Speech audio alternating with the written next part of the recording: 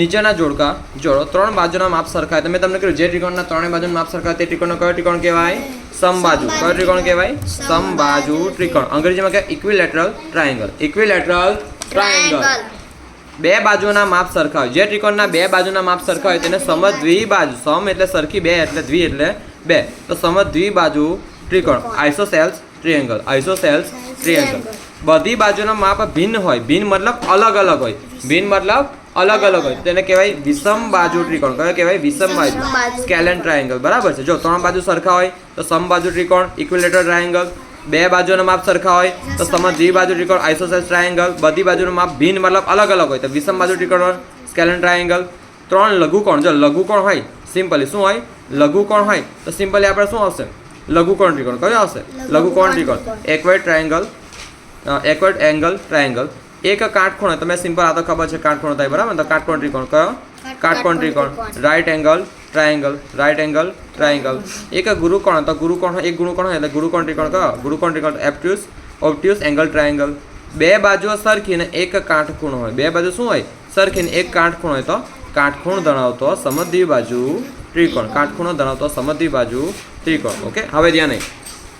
નીચે આપેલા ત્રિકોણના બે જુદી જુદી રીતે દર્શાવો. નીચે આપેલા ત્રિકોણના નામ બે જુદી જુદી રીતે દર્શાવો. અવલોકન કરીને તમે ખૂણાના પ્રકાર વિશે નિર્ણય કરી શકશો. હવે જો છોકરાઓ, આમાં બે બાજુ સમાન છે. બે બાજુ શું છે? સમાન છે ને? 5 સેમી 5 સેમી ને 1 8 તો સમદ્વિબાજુ થયો. બરાબર ને? બે બાજુ સમાન તો સમદ્વિબાજુ થયો. આમાં ત્રણે ત્રણ બાજુ કેવી છે? બીમાં અલગ અલગ તો કયો થયો? વિષમ બાજુ. આમાં બે બાજુ સરખી છે. બે બાજુ સરખી છે. બે બાજુ સરખી તો સમદ્વિબાજુ થયો. કયો થયો? સમદ્વિબાજુ થયો. અને આ 90 કરતાં વધારે છે ને? 90 કરતાં વધારે તો ગુરુકોણ પણ કહેવાય. હવે જો અહીં કાટખૂણો બનાવે છે. કાટખૂણો તો કાટકોણ ત્રિકોણ પણ કહેવાય. અને સમજ પડી તમને? ઓકે. અને અહીં જો આ લઘુકોણ છે સિમ્પલી આને કહેવાય. જો આ લઘુકોણ દેખાય છે ને? બે ખૂણા લઘુકોણ છે ને? આ જો વી બને છે. જો આ પણ લઘુકોણ છે. આ લઘુકોણ છે ને? 90 કરતાં જો 90 હોય તો એક્ઝેક્ટ આવું હોત. એક્ઝેક્ટ સોરી એલ બનતો હોત. બરાબર. એક્ઝેક્ટ આવો એલ બનતો હતો અહીં આગળ. આ 90 હતો પણ આ તો દેખો એમ વી બને છે ને? આ વી બને છે એમ. આ પણ વી બને છે તો આ લઘુકોણ છે. લઘુકોણ ત્રિકોણ પણ કહેવાય. બે બાજુ સરખી તો સમદ્વિબાજુ ત્રિકોણ પણ કહેવાય. અહીં ખૂણો 90 ડિગ્રી તો અને કાટકોણ પણ કહેવાય. સમજ પડી તમને? ત્રણ બાજુ અલગ છે તો વિષમ બાજુ ત્રિકોણ પણ કહેવાય.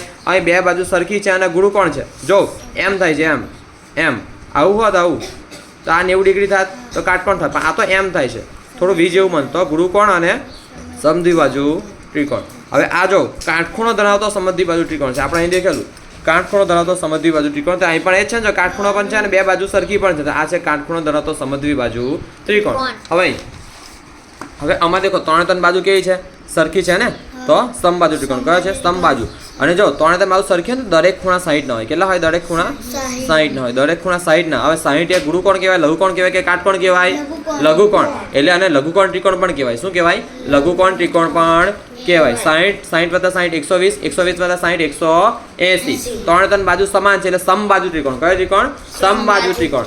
અને દરેક ખૂણાનું માપ 90 કરતાં ઓછા છે એટલે લઘુકોણ ત્રિકોણ પણ કહેવાય. હવે આ દેખો જો એલ બનતો હોય તો આપણે કાટકોણ કહેશું. બરાબર ને? પણ એલ કરતાં થોડું એમ પહોળું થઈ જાય છે. આમાં જો એલ કરતાં પહોળું થઈ જાય છે ને તો ગુરુકોણ થયો.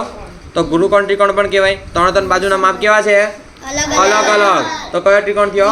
વિષમ બાજુ ત્રિકોણ. કયો થયો? વિષમ બાજુ ત્રિકોણ. ત્રણ બાજુના માપ અલગ અલગ હોવાથી તેને વિષમ બાજુ ત્રિકોણ કહીશું.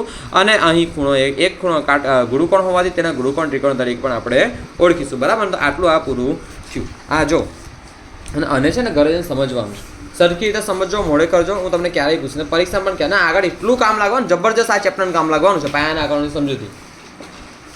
બહુ જ રેખાના ખૂણા જો તમને શીખવાય ને તો આ ચેપ્ટર બહુ અગત્યનું છે. સમજ પડી? એટલે બહુ એકદમ બેઝિક છે આ ચેપ્ટર. હવે જો આપણે ચતુષ્કોણ ભણીશું તો ચતુષ્કોણ શું છે? એ 4 બાજુ ધરાવતો બહુકોણ છે. ચતુષ્કોણ મતલબ જો આ સિમ્પલી આ એક બાજુ થઈ, આ બીજી બાજુ થઈ, ત્રીજી બાજુ થઈ, ચોથી બાજુ. 4 બાજુ ધરાવતો બહુકોણ એટલે 1 ખૂણો 2 ખૂણો 3 ખૂણો 4 ખૂણો ઘણા બધા ખૂણા છે. બરાબર ને? એક બાજુ બીજી બાજુ ત્રીજી બાજુ ચોથી. તો 4 બાજુ ધરાવતો બહુકોણ છે. જે ચતુષ્કોણની સામસામેની બાજુઓ જો જે ચતુષ્કોણમાં સામસામેની બાજુઓ સમાંતર હોય. સમાંતર કોને કહેવાય? જો આ લાઈન છે, આ એક લાઈન છે. તો આ લાઈન અને આ લાઈન ગમે ત્યાં અનંત સુધી લંબાવશો ને એકબીજાને છેદે નહીં. એકબીજાને છેદે નહીં. એકબીજાને છેદે નહીં. છેદે એટલે શું ખબર છે? જો હવે જો આ એક લાઈન છે, આ એક લાઈન છે. તો જો તમે આમ લંબાવો ને આ સાઈડ તો જો આ છેદે છે ને આગળ ઓકે છેદે છે મતલબ જો ટ્રેનના પાટા આવા જ હોય ને ટ્રેનના પાટા જો આવું હોય ક્યારે છેદે એકબીજાને ના મતલબ સમાંતર રેખા એટલે તમારે યાદ રાખવાનું ટ્રેનના પાટા કયા પાટા ટ્રેનના પાટા એકબીજાને ક્યારેય છેદે નહીં જો જ્યારે આ તો છેદે એટલે આ છેદતી રેખા કહેવાય ને આ કહેવાય સમાંતર રેખા આ કઈ કહેવાય સમાંતર રેખાઓ આટલું યાદ રાખજો તમને સમાંતર બાજુ ચતુષ્કોણ આવડશે સમાંતર બાજુ ચતુષ્કોણ કેવા આવે આવા આવે જો જે ચતુષ્કોણમાં સામસામેની બાજુઓ સમાંતર જો આ સામસામેની બાજુ એક આયરી એક જોડ આયરી અને બીજી જોડ આયરી બીજી જોડ આયરી બીજી જોડ આયરી એક જોડ આયરી અને નામ આપીએ એ બી સી ડી તે એક એડી આવી એક કઈ આવી એડી ને આ બીજી બીસી બરાબર ને તો સામસામેની બાજુ કેવી છે સામસામેની બાજુ એડી અને બીસી છે સમાંતર એડી જો સમાંતરનું ચિહ્ન આયર્યું એડી સમાંતર બીસી જ્યારે અહીં પણ આઈ સમાંતર છે ને આઈ ક્યારે છેદે ને એકબીજાને આગળ ગમે તેટલું લંબાને આગળ છેદે નહીં ગમે તેટલું લંબાવો આગળ ફૂટ પડી દોડો ગમે તેટલું સીધું દોડો ને તમે સીધું દોડો ગમે તેટલું તમે લંબાવો છેદે નહીં તો અહીં છે એ બી સમાંતર સીડી એ બી સમાંતર સીડી છે ને સમજ પડી આ તમને જે ચતુષ્કોણમાં સામસામેની બાજુઓ સમાંતર હોય તે ચતુષ્કોણને સમાંતર બાજુ ચતુષ્કોણ કહેવાય અંગ્રેજીમાં કહેવાય પેરેલેલોગ્રામ કયું પેરેલેલોગ્રામ કિરાલેલોગ્રામ નહીં પેરેલેલોગ્રામ કેટલા ગ્રામ પેરેલેલોગ્રામ જે સમાંતર બાજુ ચતુષ્કોણની ચારેય બાજુ સરખી હોય તે ચતુષ્કોણને સમબાજુ ચતુષ્કોણ કહેવાય જો સમબાજુ ચતુષ્કોણ દોરીશું હવે જો ચોરસ જેવો જ આવે પણ કાટખૂણો ના આવે ચોરસ જેવો આવે પણ કાટખૂણો આવે નહીં છે ને આવું છે આવું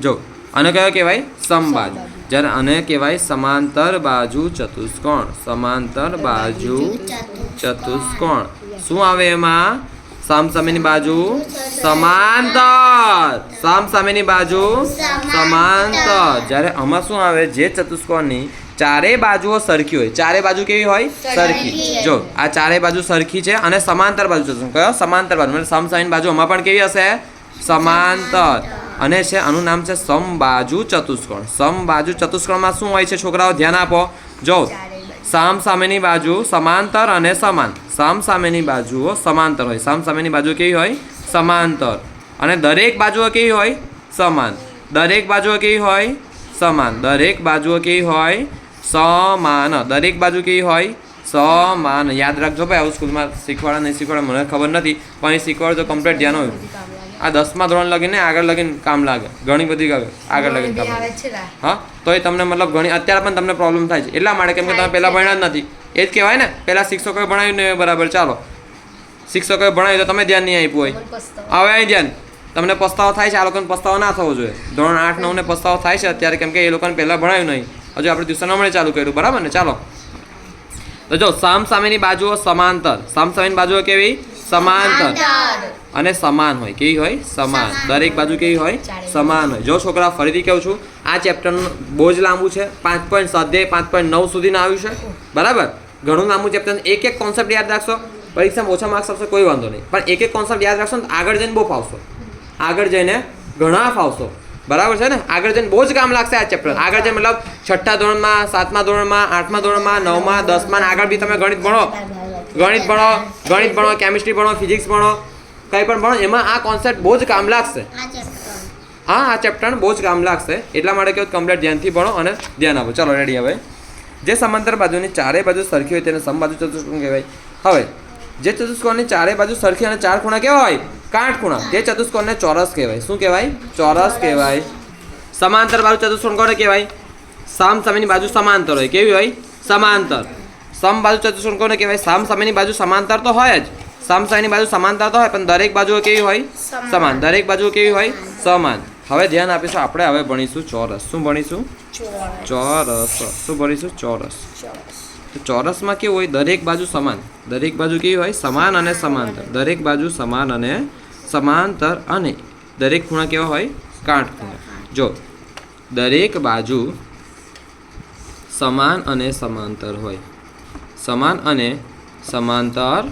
હોય હવે ધ્યાન અહીં આપો જો આ ને આ એકબીજાને ક્યારે છેદશે ના આ ને આ એકબીજાને ક્યારે છેદશે ના આની લંબાઈ ધારો કે 2 સેમી આની કેટલી 2 સેમી આની કેટલી 2 સેમી દરેક બાજુ સમાન થઈ ગઈ હા તો દેખ દરેક બાજુ સમાન હોય અને સામસામેની બાજુ કેવી હોય સમાંતર સામસામેની બાજુ સમાંતર સામસામેની બાજુ સમાંતર હોય અને ચાર ખૂણા કેવા હોય? કાટખૂણા. કાટખૂણા. ચાર કાટખૂણા હોય અને કહેવાય ચોરસ. આ બકા કેવું ને એક એક કોન્સેપ્ટ ઉતારજો. તમારા ધોરણ 8ની ચોપડીમાં છે ને ચોખ્ખું લખેલું છે આ દરેક વસ્તુઓ. હા, આ લંબ આ બેઠું ડિટ્ટો લખેલું છે, સેમ ટુ સેમ. જે ચતુષ્કોણની સામસામેની બાજુઓ સરખી અને ચાર ખૂણા કાટખૂણા હોય, જે ચતુષ્કોણની સામસામેની બાજુ ખાલી કીધી, હા, ચારેય બાજુ નથી કીધી, સરખી અને ચારે ખૂણા કાટખૂણા હોય, તે ચતુષ્કોણને લંબચોરસ કહેવાય. હવે ધ્યાન નહીં, જો લંબચોરસ. જે ચતુષ્કોણની સામસામેની બાજુઓ સરખી,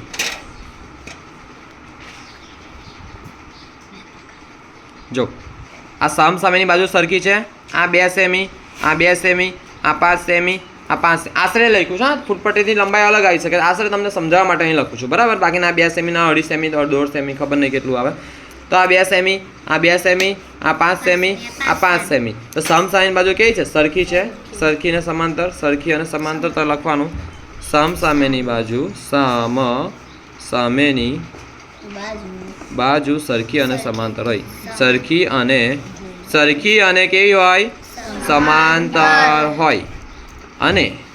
અને ચારે ખૂણા કેવા હોય? કાટખૂણા. ચારે ખૂણા કાટખૂણા હોય. કેવા હોય? કાટખૂણા હોય. ચારે ખૂણા કેવા હોય? કાટખૂણા હોય. હવે આપણે છેલ્લું છે સમલંબ ચતુષ્કોણ. બેઠું એ જ છે. ચાલો, 8મા ધોરણનું બેઠું છે. જે ચતુષ્કોણમાં સામસામેની બાજુઓની ફક્ત એક જ જોડની બાજુ કેવી હોય? સમાંતર. તે ચતુષ્કોણને સમલંબ ચતુષ્કોણ અથવા અંગ્રેજીમાં કહેવાય ટ્રેપેઝિયમ. બરાબર, ધ્યાન નહીં. હવે આપણે ભણીશું સમલંબ ચતુષ્કોણ. સમલંબ ચતુષ્કોણ. તો ધ્યાન નહીં. તો જો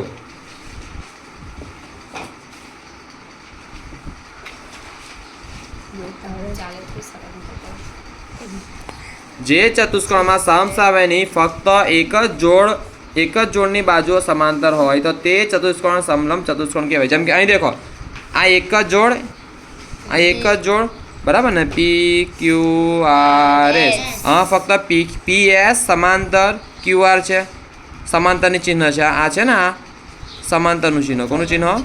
સમાંતરનું ચિહ્ન. તમે દેખો, PS સમાંતર QR છે, PS સમાંતર QR છે, PS સમાંતર QR, PS સમાંતર QR, PS સમાંતર QR. તો અને જો પણ PQ અને જો આ તો આગળ જઈને એકબીજાને છેદશે ને. જો આ તો એકબીજાને જો આગળ લંબાવે તો એકબીજાને છેદે. જો છેદે ને આગળ, તમે આવી રીતે લંબાવો તો ઓકે. આ એકબીજાને છેદશે. જો અહીં આટલામાં છેદે. જો આ છેદે છે ને, પણ આ ક્યારે એકબીજાને છેદે નહીં, કેમ કે સમાંતર છે એટલે. તો આ જ કે જે ચતુષ્કોણમાં સામસામેની બાજુઓની ફક્ત એક જ જોડની બાજુઓ સમાંતર હોય તો તે ચતુષ્કોણ સમલંબ ચતુષ્કોણ અંગ્રેજીમાં કહો તો ટ્રેપેઝિયમ કહેવાય. તો સરસ મજાનું આજે શીખવાડ્યું છે. ખાસું તમારે ચાલ્યું આજે ભણવાનું, બરાબર. તો આ દરેક આકૃતિ આનો આવતીકાલે ટેસ્ટ રહેશે. હા, લખવા એ જ આપી દઉં છું. જો આ આકૃતિ પણ દોરવાની અને ઘરે જઈને વિડીયો દેખવાનો તો સમજ પડશે. અને આવતીકાલે ટેસ્ટ રહેશે. ઘરે જઈને વિડીયો દેખજો, આજે અપલોડ થઈ જશે, બરાબર. આવતીકાલે આનો ટેસ્ટ રહેશે. ધોરણ 6, ધોરણ 8, 7માં આવે છે ને આ વસ્તુ. અત્યારે નહીં, લગભગ બીજા સેમિસ્ટરમાં આવે છે. ધોરણ 6, ધોરણ 8, ધોરણ 9, ધોરણ 6, 8, 9નો ટેસ્ટ રહેશે આવતીકાલે. ઓકે, ક્લાસ પૂરો.